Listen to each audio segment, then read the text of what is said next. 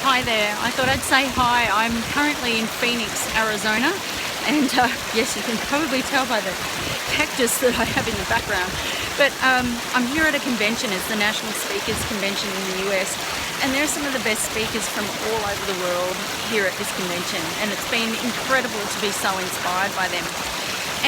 But what's been really interesting is that when you see these people, particularly through social media and their blogs and videos and all that sort of stuff, is you get to see the side of it that looks really easy. And what I've learned since being here is in these sessions that I've listened to them is that they started off when they went through some really tough periods trying to establish their businesses. So, when I was here the other day, I listened to Sally Hogshead, and she said, when I started, I couldn't even really afford to even be here. And then I met with Sean Stevenson, and so I don't know if you've seen him, but he's on Facebook and has a huge following. And he said, he's been coming for the last 16 years. And so these are people who've been so committed to the impact that they have on others and the impact on the world that they have to bring.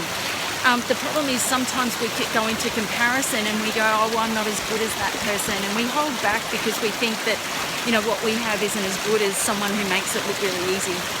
So I think if you're thinking about the next move in your career, whether you're a speaker or whether you're an expert in your field or whether it's even in your job, if you've got something that's holding you back because you don't think you're good enough, that's the growth. Because if you don't grow into it, you're never going to feel like you're achieving your potential. These people who are achieving their potential, they do something every day that just makes them stretch that little bit further. It didn't all magically happen overnight. It took years of work. But I guess the secret or the difference is that they were so committed and so on purpose that was what their life's work needed to be.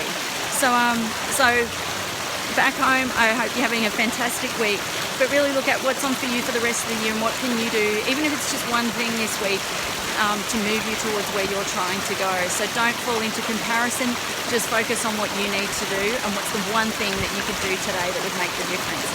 So you're probably hearing trickling water around me. I'm out near the poolside and the golf course and things like that. I'm going to have a swim before I go home because it's freezing at home, I've heard, back in Brisbane, and I am dying here. It's like 46 degrees. So I'm going to jump in the pool, have a swim, and then I've got to go to another meeting. So I hope you're enjoying the rest of your week, and I'll see you back in Australia.